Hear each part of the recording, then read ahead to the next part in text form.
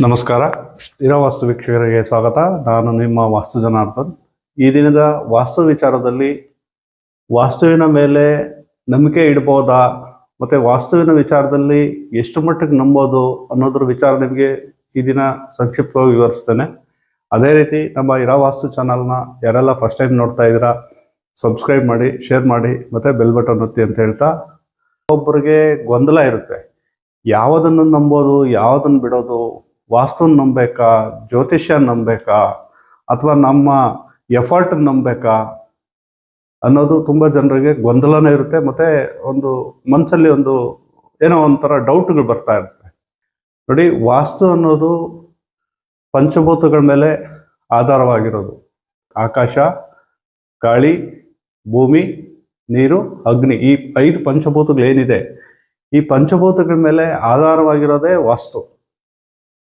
ವಾಸ್ತುನೇ ಬೇರೆ ಟಾಪಿಕ್ಕು, ಮತ್ತು ಜ್ಯೋತಿಷ್ಯನೇ ಬೇರೆ ಟಾಪಿಕ್ಕು, ಮತ್ತು ನಮ್ಮ ಎಫರ್ಟೇ ಬೇರೆ ಟಾಪಿಕ್ಕು. ಹಾಗಾಗಿ ವಾಸ್ತು ಅನ್ನೋದು ನಮಗೆ ಅಲ್ಲ, ಪ್ರತಿಯೊಬ್ಬರಿಗೂ ಅವಶ್ಯಕತೆ ಇದೆ, ಮತ್ತು ಅದು ಇರುತ್ತೆ. ಅದು ನಾವು ನಂಬಲಿ ಬಿಡಲಿ, ಅಥವಾ ನಾವು ಅದನ್ನು ತಗೊಳ್ಳೋದೇ ಇಲ್ಲ, ನಾವು ಅದನ್ನು ನಂಬೋದೇ ಇಲ್ಲ, ಅದ್ರ ನಮ್ಗೆ ಅವಶ್ಯಕತೆನೇ ಇಲ್ಲ ವಾಸ್ತು ಅಂದ್ರೂ ವಾಸ್ತು ಅನ್ನೋದು ಇದೆ. ಅದು ನಾನು ನಂಬೋದಿಲ್ಲ ಅಂದ್ರೂ ಅವರು ಅಡಾಪ್ ಆಗಿರ್ತಾರೆ ಅದರಲ್ಲಿ. ಯಾಕೆ ಅಂತಂದರೆ ಅಗ್ನಿ ಪ್ರತಿಯೊಬ್ಬರಿಗೂ ಬೇಕೇ ಬೇಕು. ಅವ್ರದ್ದೇ ಆದ ಒಂದು ಮನೆ, ಪ್ರತಿಯೊಬ್ಬರಿಗೂ ಒಂದು ಮನೆ ಅನ್ನೋದು ಒಂದು ಗೂಡು ಅವಶ್ಯಕತೆ ಇರುತ್ತೆ. ಯಾರು ಬೈಲಲ್ಲಿ ಮಲ್ಕೊಳೋದಕ್ಕಾಗೋದಿಲ್ಲ. ಅದು ಎಷ್ಟಾದರೂ ಆಗಲಿ, ದೊಡ್ಡ ಬಂಗ್ಲೆ ಆಗ್ಬೋದು, ಚಿಕ್ಕ ಗುಡಿಸ್ಲೆ ಆಗ್ಬೋದು, ಮನೆ ಅನ್ನೋದು ಪಂಚಭೂತಗಳಿಂದ ಒಂದು ಲಿಮಿಟೇಷನ್ ಆಗಿ ಅದನ್ನು ಎಷ್ಟರ ಮಟ್ಟಕ್ಕೆ ನಾವು ಬಳಸ್ಕೊಂಡ್ರೆ ಅದು ನಮ್ಗೆ ಅನುಕೂಲ ಆಗುತ್ತೆ ಅನ್ನೋದು, ಅದು ಮಾನವನಿಗೆ ನೆನ್ನೆ ಮೊನ್ನೆ ಅಲ್ಲ, ಸುಮಾರು ಪ್ರಾಚೀನ ಕಾಲದಿಂದ ಅದನ್ನು ಯಾವ ರೀತಿ ನಾವು ಸದ್ಬಳಕೆ ಮಾಡಿಕೊಳ್ಬೇಕು, ಮನೆ ಅನ್ನೋದನ್ನ ನಾವು ಯಾವ ರೀತಿ ಕಟ್ಕೊಂಡ್ರೆ ನಾವು ಯಾವ ರೀತಿ ಜೀವನ ಮಾಡಬೇಕು ಅನ್ನೋದು ತುಂಬ ಜನ ಅದರ ಅನುಭವಗಳಲ್ಲಿ ತಗೊಂಡು ಮಾಡ್ಕೊಂಡಿದ್ದಾರೆ. ಹಾಗಾಗಿ ಹಿಂದಿನ ಕಾಲದಿಂದನೂ ಒಂದು ಮನೆ ಅನ್ನೋದು ಮನುಷ್ಯನಿಗೆ ಅದು ಅವನಿಗೆ ರಕ್ಷಣೆಯ ಗೂಡಾಗಿರುತ್ತೆ. ಹಾಗಾಗಿ ಅದರ ಆಧಾರದ ಮೇಲೇ ಇವತ್ತು ವಾಸ್ತು ಅನ್ನೋದನ್ನ ಪ್ರತಿಯೊಬ್ಬರಿಗೂ ಬೇಕಾಗಿರೋಂಥ ವಿಚಾರ. ಪ್ರತಿಯೊಂದನ್ನು ಅದರದೇ ಆದ ಲಿಮಿಟೇಷನಲ್ಲಿ ಬಳಸ್ಕೊಳೋದಕ್ಕೆ, ಮನುಷ್ಯನಿಗೆ ವಾಸಕ್ಕೆ ಯೋಗ್ಯವಾಗಿ ಎಷ್ಟು ಬೇಕೋ ಅದನ್ನು ಬಳಸ್ಕೊಳೋದಕ್ಕೆ ಅವಕಾಶಗಳಿಗೆ ತಕ್ಕಂಗೆ ಬಳಸ್ಕೊಳೋದೇ ಪಂಚಭೂತಗಳನ್ನ, ಅದೇ ವಾಸ್ತು. ಹಾಗಾಗಿ ಮನುಷ್ಯನಿಗೆ ವಾಸ್ತು ಅನ್ನೋದು ನಂಬಲಿ ಬಿಡಲಿ ಒಂದು ಮನೆ ಕಟ್ಕೊಳ್ತಾನೆ, ಆ ಮನೆಯಲ್ಲಿ ಯಾವುದೋ ಒಂದು ಮೂಲೆಯಲ್ಲಿ ಅಡುಗೆ ಮನೆ ಮಾಡ್ಕೊಳ್ತಾನೆ. ಆಗ್ನೇಯದಲ್ಲಿ ಮಾಡೋದ್ರಿಂದ ಅಗ್ನಿ ತತ್ವ ಸಿಗುತ್ತೆ. ಮತ್ತು ಸೂರ್ಯನ ಬೆಳಕು ಮತ್ತು ಗಾಳಿ ಪೂರ್ವ ಪಶ್ಚಿಮಾಭಿಮುಖವಾಗಿ ಬೀಸೋದ್ರಿಂದ ಮನುಷ್ಯನಿಗೆ ಒಂದು ಅದರದೇ ಆದ ಒಂದು ಲಿಮಿಟೇಷನಲ್ಲಿ ಒಂದು ಗಾಳಿ ಬೆಳಕು ಮತ್ತು ಭೂಮಿಯ ಗುರುತ್ವಾಕರ್ಷಣೆ ಬಲ ಸಿಗುತ್ತೆ. ಒಂದು ಮನೆ ಅನ್ನೋದು 4 ಗೋಡೆ ಕಟ್ತಾ ಇದ್ದಂಗೆ ಈ ಭೂಮಿ ಗುಂಡಾಗಿದೆ. ಆ ಭೂಮಿ ಮೇಲೆ ನೀವು ನಿಮ್ಮದೇ ಆದ ಒಂದು ಕಾಂಪೌಂಡು ಅಥವಾ ಮನೆಯ ಗೋಡೆ ಕಟ್ಟಲಿಲ್ಲ ಅಂದರೆ ಅದಕ್ಕೆ ಲಿಮಿಟೇಷನ್ ಇಲ್ಲ. ಪೂರ್ವ ನೋಡೋಷ್ಟು ಇರುತ್ತೆ, ಉತ್ತರ ಕಾಣೋಷ್ಟು ಇರುತ್ತೆ, ಪಶ್ಚಿಮ ನೋಡೋಷ್ಟು ಇರುತ್ತೆ, ದಕ್ಷಿಣ ನೋಡೋಷ್ಟು ಇರುತ್ತೆ. ಅದಕ್ಕೆ ಒಂದು 4 ಕಡೆನೂ ಒಂದು ರೇಖೆ, ಅಂದರೆ ಒಂದು ಗೋಡೆ ಅನ್ನೋದನ್ನು ಕಟ್ಟಿದಾಗ 4 ಮೂಲೆ ಕ್ರಿಯೇಟ್ ಆಗುತ್ತೆ, ದಿಕ್ಕುಗಳು ಕ್ರಿಯೇಟ್ ಆಗುತ್ತೆ. 4 ಮೂಲೆ 4 ದಿಕ್ಕು ಕ್ರಿಯೇಟ್ ಆಗುತ್ತೆ. ಅಲ್ಲಿಂದ ವಾಸ್ತು ಶುರುವಾಗುತ್ತೆ. ಹಾಗಾಗಿ ವಾಸ್ತುವಿನ ವಿಚಾರದಲ್ಲಿ ಮನೆ ಅನ್ನೋದಕ್ಕೆ 4 ದಿಕ್ಕು ಕ್ರಿಯೇಟ್ ಆಗೋದೇ ಒಂದು 4 ಗೋಡೆ ಕಟ್ಟಿ ಅದರದ್ದೇ ಅದು ಒಂದು ರೇಖೆ ಬಂದಾಗ ಅದು ಅಲ್ಲಿ ಒಂದು ಟಾಪ್ ಹಾಕ್ತೀವಿ. ಟಾಪ್ ಹಾಕಿದಾಗ ಆಕಾಶ ತತ್ವ ಆಯಿತು. 4 ಕಡೆನೂ ಗೋಡೆ ಕಟ್ಟಿದಾಗ 4 ದಿಕ್ಕುಗಳು ಕ್ರಿಯೇಟ್ ಆಯಿತು. ಆಗ್ನೇಯದಲ್ಲಿ ಅಡುಗೆ ಮನೆ, ಎಲ್ಲೋ ಒಂದು ಕಡೆ ಅಡುಗೆ ಮನೆ ಮಾಡಿದಾಗ ಅದೊಂದು ಕ್ರಿಯೇಟ್ ಆಗುತ್ತೆ.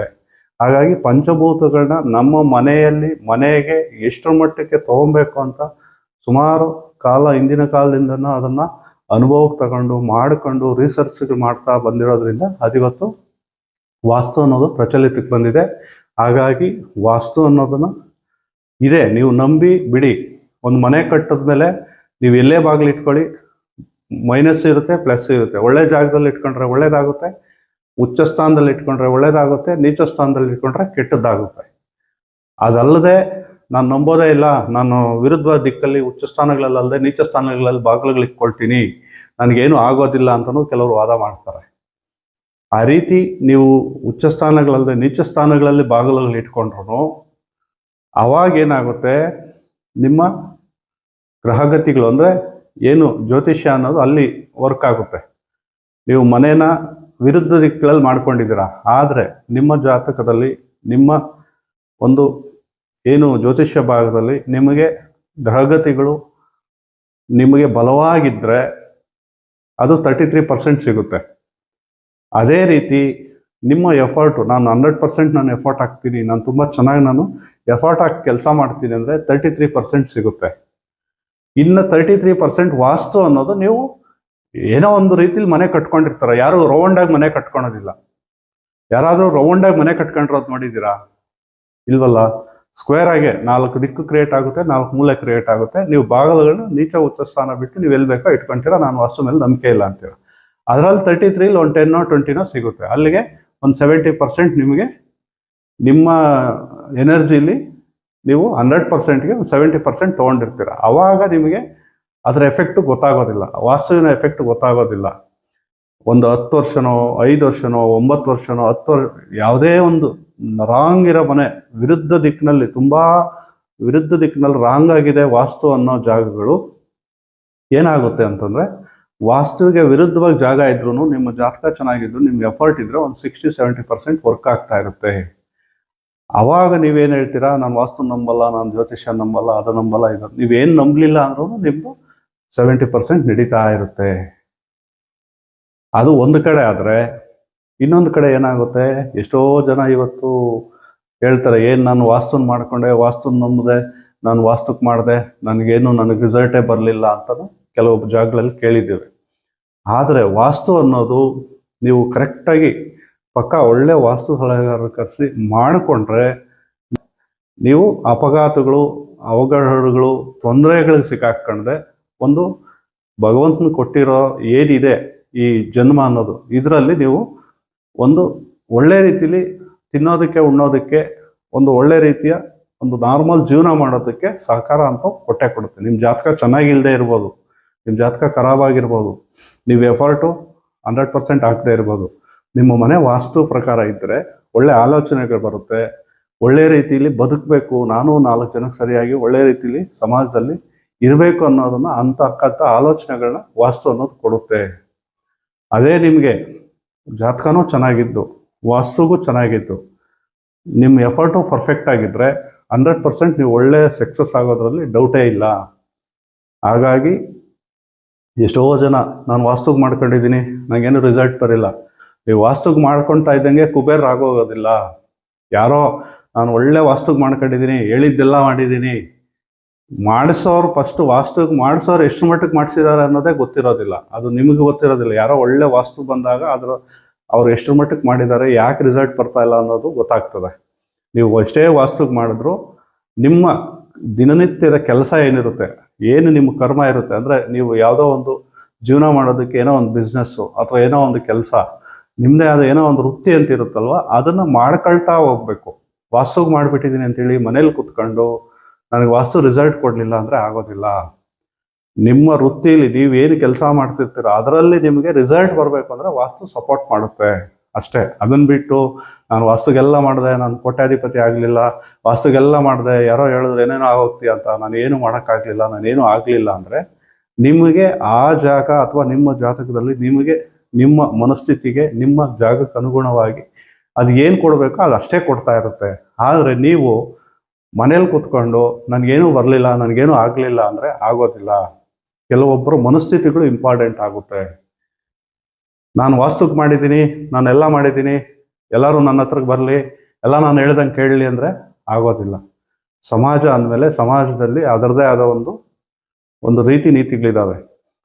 ದೊಡ್ಡವರು ಚಿಕ್ಕವರು ಅನ್ನೋದಿಲ್ಲದೆ, ಕೆಟ್ಟದ್ದು ಒಳ್ಳೆಯದು ಅಂದಿಲ್ಲದೆ, ನೀವು ಒಳ್ಳೇದು ಮಾಡ್ಕೊಂಡು ಹೋದ್ರೇ ಇವತ್ತು ಜೀವನ ಮಾಡೋದು ಕಷ್ಟ. ಅಂಥದ್ರಲ್ಲಿ ನೀವು ದೊಡ್ಡವರು ಚಿಕ್ಕವರು ಅಂದೆ ಯಾರನ್ನ ಹೆಂಗಂದ್ರಂಗೆ ಬೈಯೋದು, ಯಾರನ್ನ ಹೆಂಗಂದ್ರಂಗೆ ಮಾತಾಡ್ಸೋದು, ಮತ್ತು ಗೌರವಿತವಾಗಿ ನಡ್ಕೊಳ್ದೇ ಇರೋದು, ಅಥವಾ ನನ್ನ ಮನೆ ವಾಸ್ತುಗೆ ಮಾಡ್ಕೊಂಡಿದ್ದೀನಿ ಅಂತೇಳಿ ಆಳ್ಬಾವಿಗೆ ಬಿದ್ದರೆ ಕಾಲು ಮುರಿದೇ ಇರುತ್ತಾ? ಆಗೋದಿಲ್ಲ. ನೀವು ಅದೇನೋ ಹೇಳ್ತಾರಲ್ಲ ದೊಡ್ಡವರು, ರಾತ್ರಿ ನೋಡಿದ ಬಾವಿಗೆ ಹಗಲೋಗಿ ಬಿದ್ದ ಅಂದಂಗೆ, ಆ ರೀತಿ ಆಗಬಾರ್ದು. ವಾಸ್ತುಗೆ ಮಾಡ್ಕೊಳ್ಳಿ, ಆದರೆ ಮನಸ್ಥಿತಿ ಸರಿ ಇರಬೇಕು. ನೀವು ಯೋಗ ಇದ್ದರೆ, ಯೋಗ್ಯತೆ ಇದ್ದರೆ ತಾನಾಗೇ ಸಿಗುತ್ತೆ ಎಲ್ಲ. ಯೋಗನೂ ಇರಬೇಕು, ಮಾಡ್ಕೊಳೋ ಯೋಗ್ಯತೆನೂ ಇರಬೇಕು. ಯೋಗ್ಯತೆ ಅನ್ನೋದು ನಾವು ಮಾಡೋದ್ರ ಮೇಲೆ ಹೋಗುತ್ತೆ, ಯೋಗ ಅನ್ನೋದು ಭಗವಂತನ ಕೊಟ್ಟಿರ್ತಾನೆ. ಹಾಗಾಗಿ ಯೋಗನೂ ಇರಬೇಕು, ಯೋಗ್ಯತೆನೂ ಇರಬೇಕು. ಯೋಗ್ಯತೆ ಅನ್ನೋದು ನೀವು ನಡವಳಿಕೆ, ನೀವು ನಡ್ಕೊಳೋದ್ರ ಮೇಲೆ, ನೀವು ಮಾಡೋ ಕೆಲಸದ ಮೇಲೆ ಇರುತ್ತೆ. ನಾನು ಮನೆಯೆಲ್ಲ ವಾಸ್ತುಗೆ ಮಾಡಿದ್ದೀನಿ ಅಂತ ಹೇಳ್ಬಿಟ್ಟು ಯಾವುದೋ ಒಂದು ಫಾರ್ ಎಕ್ಸಾಂಪಲ್ ಈಗೆಲ್ಲ ಬೆಂಗಳೂರಿಗೋ ಇಲ್ಲ ಎಲ್ಲಿಗೋ ಹೋಗ್ಬೇಕು, ಹಂಗಂತೇಳಿ ನೀವು ಟೈಮ್ ಸರಿಯಾಗಿ ರೆಡಿಯಾಗಿ ಬಸ್ ಸ್ಟ್ಯಾಂಡ್ಗೆ ಹೋದರೆ ಬಸ್ ಬರುತ್ತೆ, ನೀವು ಒಳ್ಳೆ ಸೀಟಲ್ಲಿ ಕೂತ್ಕೊಳೋದಕ್ಕೆ ಅವಕಾಶ ಆಗುತ್ತೆ. ಮತ್ತು ಯಾವುದೇ ಸಮಸ್ಯೆ ಇಲ್ಲದೆ ನಿಮ್ಮ ಜಾಗಕ್ಕೆ ನೀವು ಹೋಗಿ ನಿಮ್ಮ ಕೆಲಸ ನೀವು ಮಾಡ್ಕೊಂಡು ಬರೋದಕ್ಕೆ ಅನುಕೂಲ ಆಗುತ್ತೆ.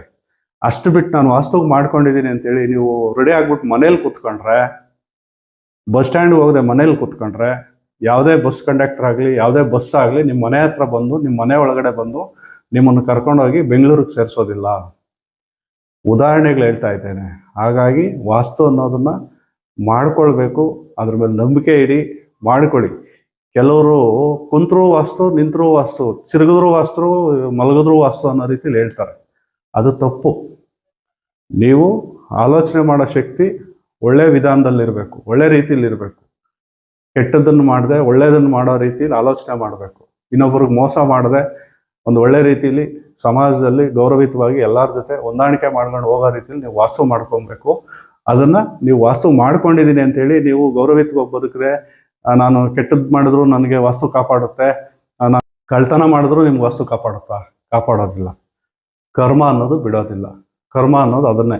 ನೀವು ಒಳ್ಳೆ ಕೆಲಸ ಮಾಡಬೇಕು, ಒಳ್ಳೆ ದಾರಿಲಿ ನಡಿಬೇಕು, ಒಳ್ಳೆ ಆಲೋಚನೆ ಮಾಡಬೇಕು, ಗೌರವಿತವಾಗಿ ಸಮಾಜದಲ್ಲಿ ಒಳ್ಳೆ ರೀತಿಯಲ್ಲಿ ನಡ್ಕೊಳ್ಬೇಕು. ಅದನ್ನು ಬಿಟ್ಟು ನಾನು ವಾಸ್ತುಗೆ ಮಾಡಿದ್ದೀನಿ ಅಂತೇಳಿ ಗೌರವ ಕೊಡದೆ ಮಾತಾಡೋದು, ಮತ್ತು ಕೆಲವು ಜನಗಳು ನಿಂದಿಸೋದು, ಮತ್ತು ಪಾಪ ಅವರು ಯಾರೋ ನಿಮಗೆ ಲೇಬರೋ ಇನ್ನೊಬ್ಬರ ಮತ್ತೊಬ್ಬರ ಕೆಲಸ ಮಾಡಿರ್ತಾರೆ, ಅವ್ರಿಗೆ ಸರಿಯಾಗಿ ದುಡ್ಡುಗಳು ಕೊಡದೆ ಅವ್ರಿಗೆಲ್ಲ ಮೋಸ ಮಾಡಿದ್ರೆ ನಿಮ್ಮ ವಾಸ್ತು ಏನು ಮಾಡುತ್ತೆ? ಏನು ಮಾಡೋದಿಲ್ಲ. ಹಂಗಾಗಿ ಆಲೋಚನೆ ಮಾಡೋ ಶಕ್ತಿನ ಸ್ವಲ್ಪ ಒಳ್ಳೆ ರೀತಿಲಿ ಕೊಡುತ್ತೆ. ಕೆಲವರು ಎಲ್ಲಾನು ನಿಮ್ಮ ಭಗವಂತನ ಏನೋ ನಿಮ್ಮ ಜಾತಕದಲ್ಲಿ ಅವತ್ತಿಂದ ಹಾಕಿ ಕಳಿಸ್ಬಿಟ್ಟಿದ್ದಾನೆ, ಜೀವನದಲ್ಲಿ ನೀವು ಹಿಂಗೆ ಬದುಕಬೇಕು ಅಂತ. ಅದರಲ್ಲಿ ಸಕ್ಸಸ್ ಆಗ್ಬೋದು, ತೊಂದರೆಗಳಾಗದೆ, ಆರೋಗ್ಯಗಳು ಕೆಡದೆ, ಬೇರೆಯವ್ರ ಹತ್ರ ಕೆಟ್ಟ ರೀತಿಲಿ ಮಾತಾಡದೆ, ಕೆಟ್ಟ ರೀತಿಲಿ ಅನ್ಸ್ಕೊಂಡೆ ಜೀವನ ಮಾಡೋದಕ್ಕೆ ಒಂದು ಅನುಕೂಲ ಆಗುತ್ತೆ. ಹಾಗಾಗಿ ವಾಸ್ತು ಅನ್ನೋದನ್ನು ನೀವು ಅದು ಒಳ್ಳೆ ರೀತಿಲಿ ತಗೊಳ್ಳಿ, ಅದನ್ನು ನಂಬಿಕೆ ಇಡಿ, ಮಾಡ್ಕೊಳ್ಳಿ. ಒಂದು ವಾಸ್ತು ಅನ್ನೋದನ್ನು ಮಾಡಿಕೊಂಡು ನಮ್ಮ ಕೆಲಸ ಏನಿರುತ್ತೆ ಅದ್ರ ಮೇಲೆ ನಾವು ಫೋಕಸ್ ಮಾಡಬೇಕು. ನಮ್ಮ ಎಫರ್ಟ್ ಏನಿರುತ್ತೆ ಅದು ಪಕ್ಕ ಹಾಕ್ಲೇಬೇಕು. ಎಫರ್ಟ್ ಅನ್ನೋದು ನೀವು ಬಸ್ ಸ್ಟ್ಯಾಂಡ್ಗೆ ಹೋಗೋದು, ಜಾತಕ ಅನ್ನೋದು ಬಸ್ ಟೈಮ್ಗೆ ಬಂದೇ ಬರುತ್ತೆ, ಮನೆ ಅನ್ನೋದು ನೀವು ಆ ಟೈಮ್ ಕರ್ಕೊಂಡೋಗಿ ಬಿಡುತ್ತೆ. ಹಾಗಾಗಿ ಅದನ್ನು ನೀವು ಎಲ್ಲದನ್ನೂ ಒಂದು ರೀತಿಲಿ ಒಳ್ಳೆ ರೀತಿಲಿ ಮಾಡ್ಕೊಂಡು ಹೋದರೆ ಒಳ್ಳೆ ರೀತಿಲಿ ಜೀವನ ಮಾಡ್ಬೋದು, ಮತ್ತು ಒಳ್ಳೆ ರೀತಿಲಿ ಬದುಕೋದಕ್ಕೆ ಅನುಕೂಲ ಆಗುತ್ತೆ ಅಷ್ಟೇ ವಾಸ್ತು. ಅದನ್ನು ಬಿಟ್ಟು ವಾಸ್ತುನೇ ನಮ್ಮನ್ನು ಕುಬೇರರು ಮಾಡಾಕ್ತದೆ, ವಾಸ್ತುನೇ ನಮ್ಮನ್ನು ಎಲ್ಲ ಮಾಡಾಕ್ತದೆ ಅಂತೇಳಿ ತಪ್ಪು ಕಲ್ಪನೆಗಳನ್ನ ತೆಗೆದುಕೊಳ್ಬಾರ್ದು. ಯಾಕಂದರೆ ಕೆಲವು ಜಾಗಗಳಲ್ಲಿ ಕೇಳಿದ್ದೇವೆ ನಾವು, ಯಾರೋ ಹೇಳಿದ್ರು ನಾನೆಲ್ಲ ಮಾಡಿದೆ ನನಗೇನು ಬರಲಿಲ್ಲ. ನಿಮ್ಮ ಮನಸ್ಥಿತಿಗಳು ಸರಿ ಮಾಡ್ಕೊಳ್ಳಿ. ಕುಂತರು ನಿಂತರು ಎಲ್ಲದಕ್ಕೂ ಕೆಲಸ ಮಾಡಿದೆ ಬರೀ 24 ಗಂಟೆ ಯಾರೋ ಹೇಳಿದ್ರು ಈ ಬಾಗಿಲಿಗ್ತಾನೆ, ಈ ಬಾಗಿಲ ನಿಮ್ಗೆ ಲಕ್ಷ್ಮಿ ಬಂದ್ಬಿಡ್ತಾಳೆ ಅಂತ. ಆ ರೀತಿ ಆಗೋದಿಲ್ಲ. ನೀವು 24 ಗಂಟೆ ಎದ್ದು ಕೂತ್ಕೊಂಡ್ರು ನಿಮ್ಗೆ ಲಕ್ಷ್ಮಿ ಬರೋದಿಲ್ಲ. ನಿಮ್ಮ ಕೆಲಸ ಏನಿರುತ್ತೆ, ನಿಮ್ಮ ವೃತ್ತಿ ಏನಿರುತ್ತೆ ಅದನ್ನು ಮಾಡಬೇಕು, ಅದರಲ್ಲಿ ನಿಮ್ಗೆ ಸಕ್ಸಸ್ ಆಗುತ್ತೆ. ಅಷ್ಟೇ ವಾಸ್ತು. ಅದನ್ನು ಬಿಟ್ಟು ನಾನು ಈ ಬಾಗಿಲಿಗ್ತಾನೆ ಏನೋ ಆಗೋತೀನಿ, ಆ ಮನಸ್ಥಿತಿಗಳನ್ನ ಬಿಟ್ಟು ವಾಸ್ತುಗೆ ಏನು ಬೇಕು, ಯಾರು ಏನು ಹೇಳಿದ್ದಾರೆ ಮಾಡಿಬಿಟ್ಟು ನಿಮ್ಮ ಕೆಲಸಗಳು ನೀವು ಮಾಡ್ಕೊಂಡು ಹೋದರೆ ಸಕ್ಸಸ್ ಆಗ್ತೀರಾ. ನಿಮಗೆ ಒಳ್ಳೆ ರೀತಿಯಲ್ಲಿ ಜೀವನ ಸಿಗುತ್ತೆ.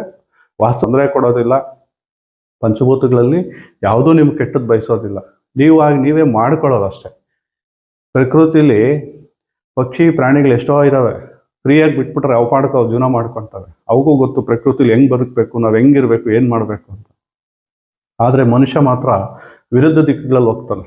ಅವಾಗಲೇ ಅದು ತೊಂದರೆಗಳಾಗೋದು, ಅವಾಗಲೇ ಅದು ಸಮಸ್ಯೆ ಆಗೋದು.